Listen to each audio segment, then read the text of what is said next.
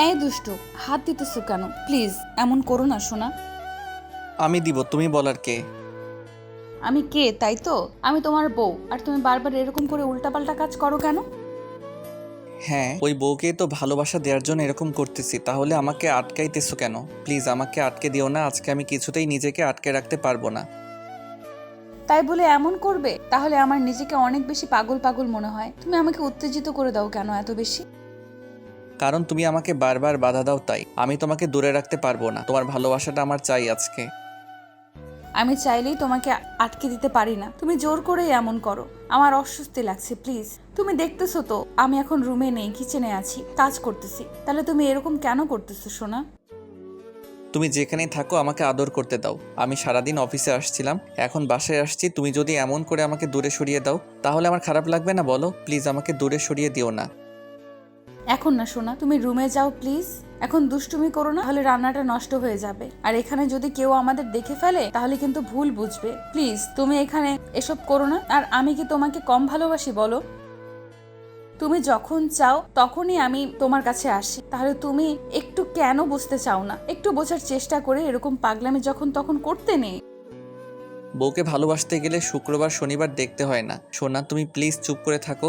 এত কষ্টের পর তোমাকে আমি কাছে পেয়েছি, আর যদি তোমাকে ভালো না বাসি তাহলে তো নিজেরই খারাপ লাগবে।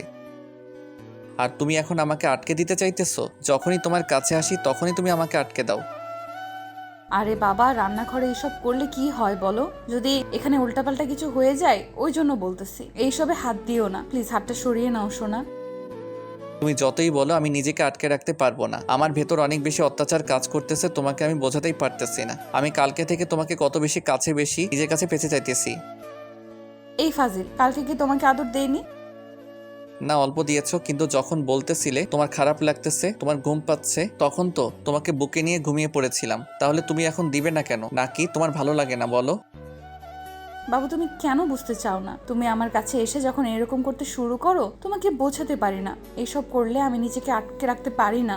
আর তুমি তো দেখতেই পাইতেছো আমি কিচেনে আছি। তাহলে এখন কি করে সম্ভব এগুলো বলো? আমি তোমাকে আটকাবো কেন? আমি তো আমার বরের ভালোবাসাটাই চাই। তাহলে এরকম বলতেছো কেন সোনা? যাও না, আর 1 ঘন্টা লাগবে আমার রান্না করতে। খাওয়া দাওয়া করে আসবো কেমন? এখন তো সবাই জেগে আছে।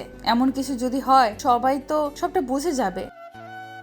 আচ্ছা, তোমার কি সমস্যা বলো তো? যতবার তোমার কাছে এসে তোমাকে ভালোবেসে নিজের করে নেওয়ার চেষ্টা করি, তুমি ততবার আমাকে দূরে সরিয়ে দাও কেন? কি এমন করেছি আমি যার জন্য তুমি আমাকে একটু কাছে আসতে দাও না? এখন কি আমাদের ভালোবাসাটা পুরনো হয়ে গেছে বলো, নাকি আমার আদরগুলো তোমার কাছে অসহ্য লাগে বলো, যার জন্য তুমি আমাকে এমন করে দূরে সরিয়ে দিতে থাকো? যতবার তোমার কাছে আসি তুমি কি করো? কাজের বাহানা দিয়ে অজুহাতে আমার থেকে দূরে সরে যেতে চাও, তাই তো? ঈশানের কথাতে মিথিলা ওর দিকে ঘুরলো, তারপর ওর মুখের পাশে হাত রেখে বলতে লাগলো, সোনা, কেন বুঝতে চাইছো না? এটা এখন সম্ভব না। এখন তো সবে মাত্র সন্দেহ হয়েছে, আর তুমি এসেই আমার সাথে দুষ্টুমি করতে শুরু করেছো। যাও গিয়ে ফ্রেশ হয়ে আসো। তাছাড়া আব্বু আম্মু বাসাতে আছে, যে কোনো সময় এখানে চলে আসতে পারে। তাহলে কি আমার খারাপ লাগবে না বলো? তখন তো উল্টাপাল্টা কিছু একটা হয়ে যেতে পারে, আর যদি আমাদের এমন করে দেখে ফেলে তাহলে তো অনেক বেশি কেলেঙ্কারি হয়ে যাবে। কিছু হবে না। আমি কি বেশি দুষ্টামি করব নাকি? আমার বউটাকে জড়িয়ে ধরবো, তুমি রান্না করতে থাকো। আমি তোমাকে এমন করে জড়িয়ে ধরে রাখি না, অনেক দিন হয়েছে। প্লিজ আমাকে একটু থাকতে দাও, না হলে কিন্তু অনেক দুষ্টামি করব। জোর করলে আমার অনেক কষ্ট হয়, তুমি সেটা বুঝতে পারো না। তখন আমি কান্না করে ফেলবো। আমার কান্নাটাকে তুমি সহ্য করতে পারবে বলো বাবু? মিথিলার মুখে এরকম কথা শুনে ঈশান ওকে ছেড়ে দিল। তারপর ওর থেকে কিছুটা দূরে গিয়ে একটু হাসার চেষ্টা করে বলল, বাবু, কি এমন হয়েছে বলো তো? আমি অনেক বেশি অন্যায় করেছি তোমাকে ভালোবেসে। তোমাকে কাছে পেতে চাওয়াটা কি আমার জন্য খুব বেশি অপরাধ ছিল? বিয়ে করাটা কি আমার জন্য ভুল ছিল বলো? বাবু, তুমি এমন করে কেন বলতেছো? প্লিজ আমার কাছে আসো, দেখি আমি তোমাকে আদর করে দিতেছি। তারপরও এরকম কথা বলো না। তারপরও আমি চাই না আমার বাবুটা কষ্ট পাক। এখন লাগতেছে তাই না? এখন সত্যি কথা বলেছি তো এখন চাইতেছো? লাগবে না, জোর করে আমি কারো কাছে আসতে চাইনি। তবে একটা কথা কি জানো তো, সত্যিকারের ভালোবাসতাম তো, ওই জন্য এত বেশি পাগলামি করে তোমার জন্য। কিন্তু আজকে তুমি বারবার বুঝিয়ে দিতেছো যে তুমি আমাকে কতটা বেশি অসহ্য মনে করো। আজকের পর থেকে আমি আর তোমার কাছে ইচ্ছে করে কখনোই আসবো না। তুমি যদি আদর চাইতে আসো আমি তোমাকে ইগনোর করব, বলে দিলাম। আসলে আমার ভালোবাসাটা এখন পুরনো হয়ে গেছে তো, তাই তোমার এখন আর কিছু চাই না। প্লিজ এমনটা বলিও না। তুমি জানো আমি তোমাকে কতটা ভালোবাসি, তারপরেও তুমি এরকম পাগলামি কেন করতেছো? তোমাকে আমি বোঝাতেই পারতেছি না যে এই মুহূর্তে সম্ভব না। আব্বু আম্মু এসে দেখে ফেলে কত বাজে পরিস্থিতির মুখে পড়তে হবে আমাকে, বুঝতে পারতেছো তুমি? বাজে পরিস্থিতিতে আমি পড়ে গেছি। তোমাকে বিয়ে করাটা আমার অন্যায় ছিল। আসলে সবাই বলে যে ভালোবাসা পর্যন্ত ঠিক আছে, কিন্তু গার্লফ্রেন্ড কখনো বিয়ে করতে নেই। তাহলে বিয়ে করলে ঠিকই সে তোমার থেকে দূরে সরে যাওয়ার চেষ্টা করবে। বিয়ের আগেও তুমি এমন করেছো আর বারবার বলেছো যে তুমি আমাকে কাছে পেতে চাও, কিন্তু যতবার যেতে চেয়েছি ততবার নাক সিটকে দূরে সরে গেছো। আর এখন বিয়ে হয়েছে, এখন কাজের অজুহাত দূরে সরে থাকো। আজকের পর না তোমার কাছে আসবো না। তোমার ভালোবাসাটা পেতে ইচ্ছে করবে আমার। ঈশান চলে যেতে গেলে মিথিলা ওর হাতটা ধরতে ধরলো আর ঈশান এক ঝটকায় সরিয়ে নেয়। তারপর রুমে চলে গেল। আসলে এখানে কি হচ্ছে সেটা তো আপনারা বুঝতেই পারছেন। মিথিলা আর ঈশান দুজন দুজনকে ভালোবাসতো, পরিবারের বিরুদ্ধে গিয়ে দুজনকে বিয়ে করেছিল। তারপর একটা সময় যখন পরিবার মানতে ছিল না, তখন ঈশান মিথিলাকে নিয়ে ওর আব্বু আম্মুর কাছে রেখে আসে। আর মিথিলা কান্নাকাটি করে বলেছিল ও মরে যাবে, থাকতে পারবে না ঈশানকে ছাড়া। দুজন অনেক কষ্ট পাচ্ছিল। একটা মাস দুজনের থেকে দুজন আলাদা ছিল। তারপর যখন মিথিলা অসুস্থ হয়ে পড়তেছিল, বারবার নিজেকে কষ্ট দেওয়ার চেষ্টা করে। তারপর দুই পরিবার ঠিক করে ওদের আবার বিয়ে হবে। তারপর 15টা দিনের মধ্যে ওদের ধুমধাম করে বিয়ে হয়েছিল। আর বিয়েটার প্রায় 6 মাস কেটে গেছে। বিয়ের কয়েকদিন পর পর্যন্ত ওদের ভালোবাসাটা অনেক গভীর ছিল। মিথিলা ঈশানের বুক থেকে মাথাটা সরাতো না। আর ঈশান বুঝতে পারতেছে যেদিন যত যাচ্ছে মিথিলার ভালোবাসাটা কেমন যেন কমতে শুরু করেছে। কেমন যেন অসহ্য মনে করে ও ওকে কাছে আসলেই। আর কালকে ঈশান সারাটা দিন অফিসে ছিল। রাতে যখন মিথিলা ওকে আদর করতে বারণ করেছিল, ঈশানকে বোঝাতে চাইছিল ওর খারাপ লাগতেছে, তখন ঈশান ওর থেকে দূরে সরে গিয়েছিল। আর তারপরে ঈশান ভেবেছিল যে কালকে অফিস থেকে ফিরে ওকে আদর করবে, তাই কাজগুলো শেষ করে সন্ধ্যার দিকে তাড়াহুড়ো করে বাসায় চলে আসে। তারপর এসে দেখে মিথিলা কাজ করতেছে। তখন ঈশান ওকে পেছন থেকে জড়িয়ে ধরে, ওর পেটের ওপর হাত রেখে স্লাইড করতে শুরু করতেই মিথিলা এরকম কথা বলল। আপনারা আবার উল্টোপাল্টা কিছু ভাববেন না। ঈশান রুমে গিয়ে শুয়ে আছে। রান্না করা শেষ করে মিথিলার মনে হতে লাগলো ওর বাবুটা অনেক বেশি রাগ করে আছে। তাই রুমে আসলো। এসে খেয়াল করলো ঈশান কি যেন একটা ভাবছে। তাই মিথিলা ওর পাশে বসে বলতে লাগলো, বাবু যাও ফ্রেশ হয়ে আসো, তোমার কি ক্ষুধা লেগেছে? যাও আমরা একসাথে খেয়ে নেই কেমন? তারপর রাতে আমাকে আদর করো। মিথিলার কথাতে ঈশান কোনো জবাব না দিয়ে উঠে গিয়ে ফ্রেশ হয়ে তারপর নিচে চলে গেল। ঈশানের এরকম কাণ্ড দেখে মিথিলা অবাক হয়ে যাচ্ছে, কারণ ঈশান যতবার মিথিলাকে নিচে নিয়ে যায় ততবার ওকে কোলে করে নিয়ে যায়।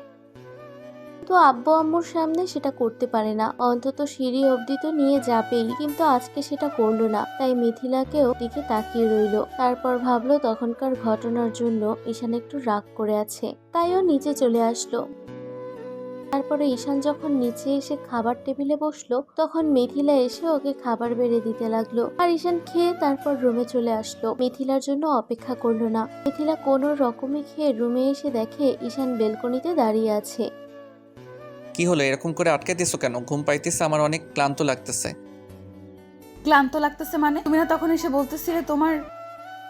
মিথিলাকে কথাগুলো বলতে না দিয়ে ঈশান হাতটা ছাড়িয়ে নিল আর বলতে লাগলো, বলছিলাম তখন আমার খিদে পেয়েছে, খারাপ লাগতেছে। সারাদিন অনেক ধকল গেছে তো, তাই একটু ঘুমাতে চাই। প্লিজ ডিস্টার্ব করো না। কিন্তু তখন তো তুমি বলতেছিলে তোমার চাই, তুমি সারাদিন আমাকে কাছে পাওনি, তাহলে তুমি এখন আমাকে কাছে পেতে চাও না, আদর করতে চাও না, তাহলে এখন এরকম করে ইগনোর করতেছো কেন? বেবি তুমি তখনকার বিষয়টার জন্য আমার উপর রাগ করে আছো তাই না? কিন্তু দেখো আমি কারোর উপর রাগ করিনি। যেখানে নিজেকেই বোঝাতে পারি না সেখানে তোমাকে কি বোঝাবো? আসলে ভালোবাসলে না নির্লজ্জ বেহায়া হতে হয়। আমিও সেটাই হয়ে গেছি, কিন্তু বুঝতে পারিনি নিজের বউয়ের কাছে এভাবে ইগনোর পেতে হবে। আসলে কি বলতো, বেশি ভালোবাসি তো এই জন্য বেশিক্ষণ দূরে থাকতে পারি না, কিন্তু বোঝাতে পারলাম না সবসময় তোমাকে কাছে পেতে ইচ্ছে করে। তোমাকে বোঝাতে গিয়ে নিজেকে বুঝিয়ে ফেললাম যে কাউকে বেশি মাথায় ওঠাতে নেই। বেশি ভালোবেসে ফেলেছিলাম তো, এই জন্য তুমি আমার ভালোবাসাটা বুঝতেই পারোনি। ছাড়ো আমাকে, আর এসব কথা রাখো। আমি না এগুলো নিয়ে কোনো কথা বলতে চাই না। অনেক রাগ করেছো আমার উপর। না দেখো, সব সময় তো মুড থাকে না বলো। তুমি তো জানো আব্বু আম্মুকে আমি কোনো কাজ করতে দেই না, তাহলে তুমি এইটুকু বুঝতে পারো না যে তোমার জানটার কষ্ট হয়? তুমি তো একটু জড়িয়ে ধরে বলতে পারো বলে যে তোমার কষ্ট হচ্ছে কি না। ঠিকই বলেছো, আমি তোমাকে বুঝতেই পারি না। কারণ কেন বুঝতে পারি না জানো? কারণ আমি তো একটা বাচ্চা, যে তোমার ভালোবাসাটা বুঝতেই পারি না। সময় বুঝে সুযোগ বুঝে যদি ভালোবাসতে হয় তাহলে সে ভালোবাসাটা আমার দরকার নেই। আমাকে আর ডিস্টার্ব করো না। আমিও আজকের পর থেকে তোমাকে তোমার মতো করেই ভালোবাসার চেষ্টা করব, কিন্তু ভয় পেও না যে তোমার কাছে আসবো। তুমি যেমন করে আমাকে ইগনোর করেছো না, এখন থেকে তেমনটাই ইগনোর পাবে। ঈশান কথাগুলো বলে শেষ করতে পারলো না, তার আগে মিথিলা ফুপিয়ে কান্না করে উঠল আর ওকে খুব শক্ত করে জড়িয়ে ধরলো। বুকে মুখ গুজে দিয়ে বলতে লাগলো, বাবু, আমি ভুল করেছি, আমি বুঝতে পারিনি তুমি এত বেশি কষ্ট পাবে, কিন্তু কি করব বলো? কাজ করার সময় যদি ওরকম করতে থাকো তাহলে যে কোনো জায়গায় যদি আব্বু আম্মু দেখে ফেলে তাহলে তো বলবে তুমি বউ পাগলা হয়ে গেছো। আর আমি বরের ভালোবাসা ছাড়া কিছুই বুঝি না, ওদেরকে বোঝার চেষ্টা করি না। কি বলো তো, আমি বুঝতে পারিনি যে সামান্য বিষয় নিয়ে তুমি এত বেশি রাগ করবে। আমি তো তোমাকে সবসময় কাছে পেতে চাই। আচ্ছা ঠিক আছে, কালকে থেকে আমি সব কাজকর্ম বাদ দিয়ে দিব, সব সময় তোমার বুকে থাকবো। এখন প্লিজ রাগ করে থেকো না। ঈশান একটা মুচকি হাসি দিয়ে মিথিলাকে ছাড়িয়ে নিল। তারপর ছেড়ে দিয়ে চলে যেতে গেলে ঈশানকে আবারও মিথিলা জড়িয়ে ধরলো। আর তারপর ঈশান বলতে লাগলো, আমার ভালোবাসাটা না ওরকম না, আমার দরকার নেই এরকম ভালোবাসা, ছাড়ো আমাকে। আমার বাবুটার রাগ ভাঙিয়ে দিচ্ছি, দেখি তাকাও আমার দিকে। মিথিলা কথাটা বলেই ঈশানের ঠোঁট জোড়া জোরপূর্বক নিজের দখলে নিয়ে নিল।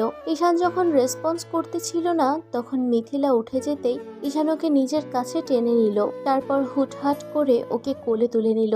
মিথিলা মুচকি হাসি দিয়ে ওর বুকে মুখ লুকালো আর বলতে লাগলো, রাগ ভেঙেছে আমার বাবুটার, এখনো আমার উপর রাগ ভেঙেছে আমার বাবুটার, এখন আমার অনেক আদর লাগবে বাবুটার থেকে।